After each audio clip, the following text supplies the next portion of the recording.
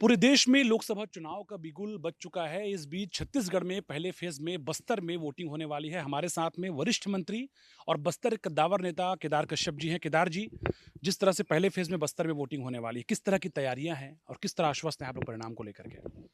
देखिए, भारतीय जनता पार्टी का कार्यकर्ता रात-दिन मेहनत कर रहा है। हमारे यहाँ पर 365 दिन कार्यक्रम चलते हैं और अभी जैसे वर्तमान के लिए हम बात करें तो हितग्राहियों से मुलाकात, उनसे संपर्क, वॉल पेंटिंग और हमारे जो मोदी जी की गारंटी को जन-जन तक पहुँचाने का काम, विधानसभा का सम्मेलन, इन सब कार्यक्रमों और उसके अलावा जो राष्ट्रीय नेता हैं, वो भी हमारे क्लस्टर की बैठक जो 3-3 लोकसभा को मिला कर के बनाई गई है, उनके प्रमुख नेताओं के साथ बैठक करके उसकी रचना तैयार की जा रही है।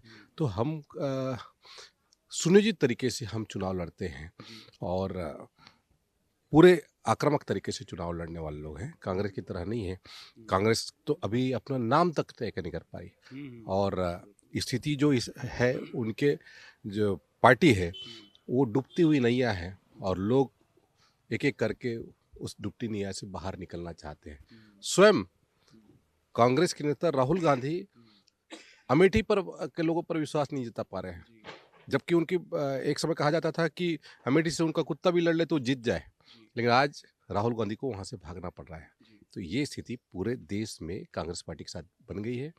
बलि का बकरा कोई नहीं बनना चाहता। आइए थोड़ा टहलते भी हैं। बीते 3 महीनों में जो परफॉर्मेंस रहा विष्णुदेव सरकार का, जैसा आप लोग लगातार कह भी रहे हैं कि मोदी की गारंटी चल रही है, विष्णु का सुशासन चल रहा है। किस तरह गारंटी पूरी हो रही है और उसको लेके कितने आश्वस्त लगते हैं आप लोग? देखिए, पिछले 3 महीनों के भीतर में जो माननीय नरेंद्र मोदी जी के प्रधानमंत्री के उसमें आशीर्वाद से और हमारे माननीय मुख्यमंत्री आदरणीय श्री विष्णुदेव साय जी के नेतृत्व में जो ऐतिहासिक निर्णय हुए हैं, चाहे प्रधानमंत्री आवास की बात हो, चाहे वो हमारे 31 रुपये धान का दर हो, जो कृषक उन्नति योजना के तहत में हमारे किसानों को दिया गया 12 तारीख को, 10 तारीख को हमारे महतारी बंधन के माध्यम से हमारी बहनों को उनके खाते में 1-1 हज़ार रुपये ट्रांसफ़र किया गया। 70 लाख महिलाएं हैं महीने को।